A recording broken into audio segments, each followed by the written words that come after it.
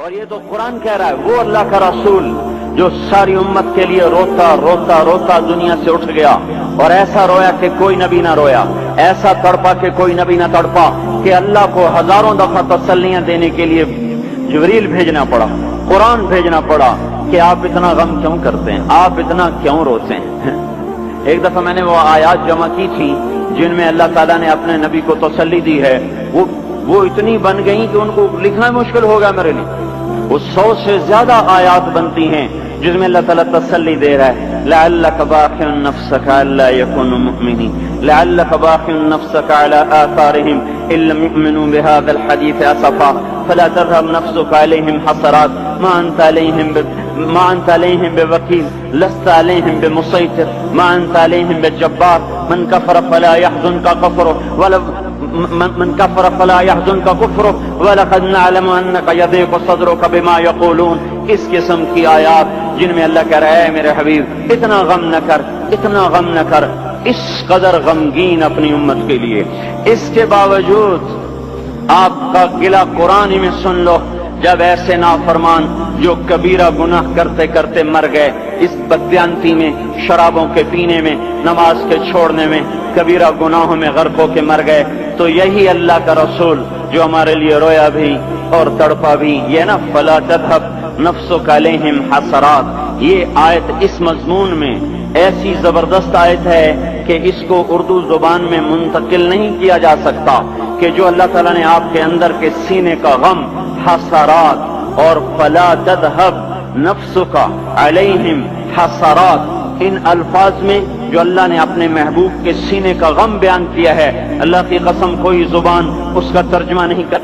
قیامت کے دن جب دیکھے گا ہماری نافرمانیاں تو کہے گا یا رب ان قوم اتخذوا هذا القرآن مہجورا، اے میرے مولا یہی ہے میری وہ امت جس نے میرے قرآن کو چھوڑ دیا، میرے قرآن نے پکارا مسجد میں آؤ، انہوں نے مسجدوں کی راہیں چھوڑ دیں۔ مجھے بتاؤ یہ اتنا مجمع کہاں سے آ گیا ہے؟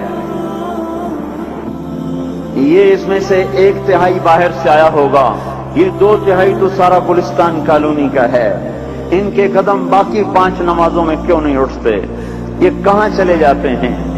کیا یہ اللہ کی دھرتی پہ 8 دن نہیں رہتے؟ کیا یہ صرف 8ویں دن اللہ کا رزق کھاتے ہیں؟ کیا یہ صرف 8ویں دن اللہ کا پانی پیتے ہیں؟ کیا یہ صرف 8ویں دن اللہ کی ہوا کے ٹنوں ٹن اپنے پھیپھڑوں میں لے جاتے ہیں؟ کیا یہ صرف 8ویں دن اللہ کے دیے نور سے دیکھتے ہیں؟ کیا یہ صرف 8ویں دن اپنے کانوں سے سنتے ہیں؟ کیا یہ صرف 8ویں دن اپنے جسم کی نعمتوں سے فائدہ اٹھاتے ہیں؟ کیا یہ صرف 8ویں دن سورج کی روشنی سے نفع اٹھاتے ہیں؟ کیا یہ صرف 8ویں دن تاروں کی جھلملاہٹ سے نفع اٹھاتے ہیں؟ کیا یہ صرف 8ویں دن اپنے بیوی بچوں کے ساتھ بیٹھتے ہیں؟ اس پتھر دل کو کیا ہوا؟ کیا نہیں اس کے دروازے پہ دستک پہنچتی؟ یہ کیوں ویران ہو گئے؟ ایسے تو پتھر بھی سخت نہیں۔ عطا اللہ شاہ بخاری کہا کرتے تھے، اے ہندوستان والو تمہیں اتنا قرآن سنایا کہ میں سر کو سناتا تو صبا بن جاتی، میں پتھروں کو سناتا تو موم ہو جاتے، میں دریاؤں کو سناتا تو طوفان تھم جاتے، اور میں موجوں کو سناتا تو ان کی طغیانی رک جاتی۔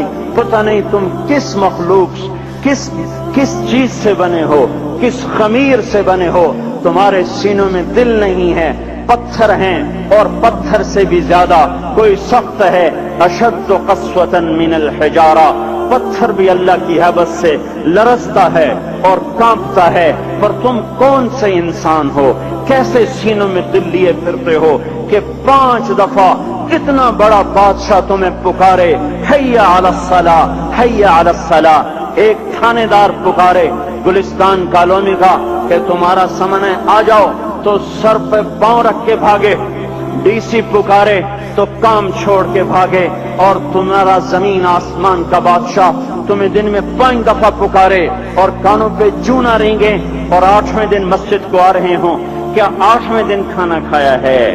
کیا آج ہی پانی پیا ہے؟ کیا آج ہی چائے پی ہے؟ یہ ایسی جفا اپنے آپ سے کرتے، شیطان سے کرتے، ملک و مال سے کرتے، اپنی دکانوں سے کرتے، یہ بے وفائی اللہ سے کیوں کی ہوئی ہے؟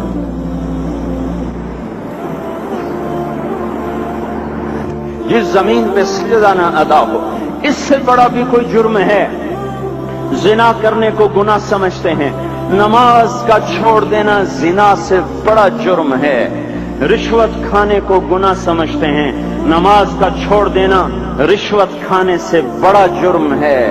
कत्ल करना बड़ा गुनाह समझते हैं, नमाज का छोड़ देना कत्ल से बड़ा जुर्म है। सजदे ही का तो इनकार किया था शैतान ने। शैतान ने कोई जिना किया था, कोई कत्ल किया था, कोई शराब पी थी, कोई जुआ खेला था, क्या किया था, कोई शिर्क किया था। शैतान सजदे का इनकारी हुआ। एक सजदे का इनकार करके वो हमेशा के लिए मरदूद हो गया। उस मुसलमान को होश नहीं है जो रोजाना दिन में 5 दफा 20 सजदों का इनकार किए बैठा हुआ है और फिर आराम से रोटी खाता है, आराम से चाय पीता है और आराम से कह लगाता है और आराम से अखबार पढ़ता है, आराम से बीवी के पहलू में लेटता है। एक सजदे का इनकार होकर शैतान हमेशा के लिए मरदूद हुआ। जिसने फजर का इनकार किया सजदों का, फिर जोहर के सजदों का मजाक उड़ाया, फिर असर का मजाक उड़ाया, फिर मगरिब और इशा का मजाक उड़ाया। घर में नमाज पढ़ना भी चलो ना पढ़ने से तो बेहतर है, पर यह भी नमाज का मजाक ही है। और 8वें दिन सर पे टोपी रख के आया। 8 दिन जिसने इतने सजदों का इनकार किया, वो इस बात से नहीं डरता कि कहीं अल्लाह उसे मरदूद न कर दे। तो क्या होगा उस दिन जब जिन बच्चों की खातिर या जिस नफ्स की खातिर अल्लाह के बगावत की कि उठा नहीं जाता, आया नहीं जाता, गर्मी बड़ी है, सर्दी बड़ी है, अंधेरा बहुत है। क्या कब्र के अंधेरे याद नहीं हैं? क्या कब्र की गर्मी याद नहीं है? क्या जहन्नुम की आग भूल गए? क्या जहन्नुम के अजाब भूल गए? क्या जन्नत की नेमतें भूल गए? वो अल्लाह का कलाम भूल गए, वो अल्लाह का दीदार भूल गए, वो अल्लाह से मुलाकात भूल गए, वो महबूब खुदा की महफिल भूल गए। ये कैसा इस्लाम है? ये कैसे पत्थर दिल हैं जो कमाने में तो ऐसे मस्त हुए कि होश नहीं, और जब अल्लाह बुलाए तो ऐसे गाफिल हो जाएं, ना बूढ़े पर जूरेंगे, न जवान को होश आए, न किसी औरत को होश आए, न किसी मर्द को होश आए, न बाजार बंद हों। अरे मेरे भाइयों, हुकूमत से पैसा बचाने के लिए हड़तालें की, 20-20 दिन बाजार न खोले, नमाज के लिए अगर दुकानें बंद करते तो आज अल्लाह ताला आपको हर जालिम से बाहर निकाल देता। कोई जालिम ना आपके माल पे हाथ डालता, ना आपकी इज्जत और आबरू पे हाथ डालता। दिन दहाड़े डाके पड़े, क्यों पड़े? कि हम बागी हो गए, हमने अल्लाह से बगावत कर दी। क्या जुमे के दिन सिर्फ अल्लाह बुलाता है? ये जुमे में इतने क्यों आते हैं और बाकी दिनों में क्यों नहीं आते? ये कैसी वफा है? और ऐसा वफाओं वाला अल्लाह कि जमीन बोले ए अल्लाह इजाजत दे मैं गुलिस्तान कॉलोनी को निगल जाऊं, समंदर बोले मौला इजाजत दे हम चढ़ जाएं, फरिश्ते बोले ए अल्लाह इजाजत दे हम इन्हें हलाक कर दें। और जिसके सजदे का इनकार हुआ पड़ा, जिसका 8 बाजारों में जिसकी शरीयत का मजाक उड़ाया जा रहा, वो जिसको गैरत खुद जोश में आ रही कि ये मेरे बने हुए गंदे पानी के बने हुए नुत्फे से बने हुए, मेरी गिजा खाकर, मेरा रिस्क खाकर, मेरी हवाओं से जिंदा, मेरे पानियों से जिंदा, मेरी रोटी से जिंदा, मेरे दिए हुए गोश्त से जिंदा, मेरे दिए हुए निजाम से जिंदा, ये मेरे ही मुनकिर बन गए। 1500 रुपए का मुलाजिम आपको चाय की प्याली न दे तो आप कहते चल छुट्टी कर, हम कोई और रखेंगे। और जिसने इतना बड़ा वजूद बख्शा, आंखों में चराग जलाए, कानों में फोन लगाए, दिमाग में बर्फ की रौएं दौड़ाई, दिल को धड़काया, सारे बदन के तक खून पहुंचाने का निजाम चलाया, फेफड़ों की फैक्ट्रियां चलाई, रगों में खून पहुंचाया, हड्डियों को गिजा पहुंचाई और आंखों को गिजा पहुंचाई, बालों को गिजा पहुंचाई, जबान को बोलने की ताकत दी, दांतों को काटने की ताकत दी, दो वहां नालियां लगाई, सांस की अलग कर दी और मैदे की अलग कर दी, और वहां पर्दा लगाया, जो गिजा मुंह में जाए तो मैदा खुल जाए और फेफड़े की तरफ जाने वाली नाली रुक जाए।